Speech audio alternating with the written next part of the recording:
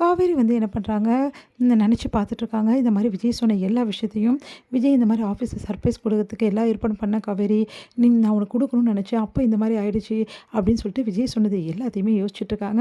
அப்போ அவர் எனக்காக எவ்வளோ மெனக்கட்டுருக்காரு, நான் தான் அவரை தப்பாக புரிஞ்சுட்டு இருந்திருக்கேன், அவர் எனக்கு எவ்வளோ பெரிய சர்ப்ரைஸ் கொடுக்கணும்னு நினச்சிருக்காரு, அவரோட அக்கௌண்ட்டில் என்னையும் ஜாயிண்ட் அக்கௌண்ட்டாக போட்டிருக்காரு, அந்தளவு என் மேலே ஒருத்தர் வந்து இவ்வளோ பிரிய வைக்க முடியுமா, விஜய் என் மேலே உயிரே வச்சிருக்காரு, இப்போ தான் எனக்கு புரியுது, சாரி விஜய், உங்களை நான் ரொம்ப காயப்படுத்திட்டேன், காலம் ஃபுல்லாக அவங்க கூட நல்லா வாழணும் விஜய், நீங்களும் நானும் சந்தோஷமாக இருக்கணும், இங்கே பாரு குட்டி பாப்பா, நம்ம அப்பா இருக்கார்ல உன்னோட அப்பா, அவர் அம்மாக்காக என்னெல்லாம் பண்ணியிருக்காரு பார்த்தல, இதே மாதிரி நீயும் அம்மாவையும் அப்பாவையும் நல்லா பார்த்துக்கணும் புரியுதா அப்படின்னு சொல்லிட்டு அப்படி சொல்லிட்டு இருக்காங்க.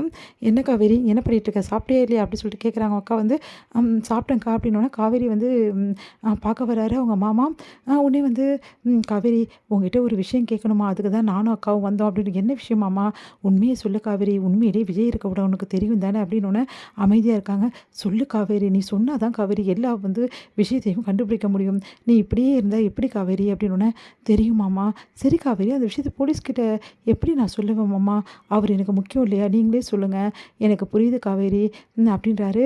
சரி நீ கவலைப்படாத, எல்லாம் சரியாயிடும் அப்படின்னு சொல்லிட்டு இங்கே நிவின் கிட்ட நடந்த விஷயத்தை எல்லாத்தையுமே வந்து ஃபோன் பண்ணி சொல்கிறாரு குமரன். அதை கேட்டு நிவின் அதிர்ச்சி, நீ என்ன சொல்கிறேன்னா, ஆமாடா இந்த டைமில் காவேரிக்கும் விஜய்க்கும் நம்மளோட உதவி தேவை, நீ நானும் ஏதாவது ஒன்று வந்து காவேரிக்கும் விஜய்க்கும் செய்யணும், விஜய் பாவண்டா அப்படின்னோடனே.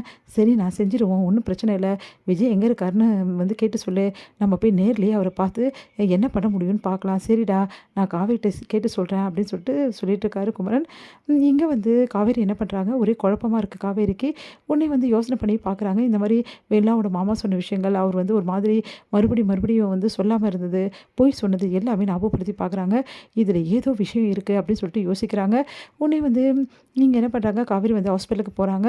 அங்கே வந்து ஹாஸ்பிட்டலுக்கு வெளியே நின்றுக்கிட்டு வெள்ளாவோட மாமாவும் பசுபதியும் பேசுகிறத காவேரி பார்த்துடுறாங்க, அதிர்ச்சி அடைகிறாங்க. பசுபதி என்ன பண்ணி இருக்காரு இவர் கூட அப்படின்னு சொல்லிட்டு பின்னாடி இருந்து கேட்குறாரு. இங்கே பார், நான் சொன்னதை கேட்கல அவ்வளோதான் உனக்கு, இப்போது போலீஸ்லாம் வருவாங்க, சும்மா எதையாவது உளறி வைக்காத, உளராமல் நீ இருந்தேனா அதுவே நல்லாயிருக்கும், இப்போ வெண்ணா எப்படி இருக்கா, அவள் எப்படியும் போய் சேர்ந்துருவா, அதனால் நீ தேவையில்லாமல் பண்ணிகிட்டு இருந்தால் நான் சொன்னது தான் நடக்கும் அப்படின்றாரு. சரிங்க நீங்கள் சொல்கிற மாதிரியே நான் தான் செஞ்சுட்ருக்கேனுங்க, நான் எதுவுமே வெளியே சொல்லலையேங்க அப்படின்றாரு அவர். அப்படியே இருந்தால் உனக்கும் நல்லது, சரி நான் கிளம்புறேன் அப்படின்னு சொல்லிட்டு கிளம்புறாரு. இது எல்லாத்தையுமே காவேரி பார்த்துட்டு அதிர்ச்சி அடைகிறாங்க. ஓ இதுக்கு எல்லாத்துக்கும் பின்னாடி பசுபதி தான் இருக்காரா, இதை விடவே கூடாது அப்படின்னு சொல்லிட்டு யோசிச்சுட்டு காவேரி என்ன பண்ணுறாங்க, நேராக ஃபோன் பண்ணி விஜய் கிட்ட நடந்த விஷயத்தையெல்லாம் சொல்கிறாங்க. அதை கேட்டு விஜய் அதிர்ச்சி அடைகிறாரு. நீ என்ன சொல்கிற காவேரி, ஆமாங்க பசுபதி இங்கே பார்த்தேன், பசுபதி வெண்ணிலாவோட மாமாவை ஏதோ மிரட்டிட்டு இருந்தார், இது வேறு ஏதோ நடந்துருக்குதுங்க, வெண்ணிலா உண்மையிலேயே வந்து தவறான முடிவுக்கு போல, ஒரு வேளை பசுபதி தான் எதாவது பண்ணாரா, இல்லை அதை அவங்க மாமா மறைக்கிறாரா, இல்லை வெண்ணிலாவுக்கு நிஜமாகவே என்ன நடந்தது, இந்த விஷயத்தெல்லாம் கண்டிப்பாக கண்டுபிடிக்கணுங்க. சரி காவேரி என்கிட்ட சொல்லிட்டல, நான் பார்த்துக்கிறேன், நீ சும்மா எல்லா இடமும் அலைஞ்சிட்ருக்காத, வீட்டில் திட்ட போகிறாங்க, நீ நேராக வீட்டுக்கு போகணும். ஆமாங்க இன்றைக்கி கூட அம்மா அப்பளம் காய வைக்கிறதுக்கு இடம் இல்லை சொன்னாங்க. சரி காவேரி அதுக்கு நான் அரேஞ்ச் பண்ணுறேன், எப்படிங்க நான் சொல்கிறது கேளு, நீ என்னோடய பிஸ்னஸ்க்கு அரேஞ்ச் பண்ணலை, எல்லாம் பார்த்துக்கணும்ல, அப்போ நான் மட்டும் உனக்கு பண்ணக்கூடாதா, சரிங்க அப்படின்றாங்க. கூடிய சீக்கிரம் உனக்கு இடம் கிடச்சிரும், அதுக்கப்புறம் நீ அம்மா எல்லாம் சேர்ந்து அந்த இடத்துல எல்லாமே பண்ணலாம், நான் பார்த்துக்கிறேன் அப்படின்றாரு. ரொம்ப தேங்க்ஸுங்க அப்படின்றாங்க.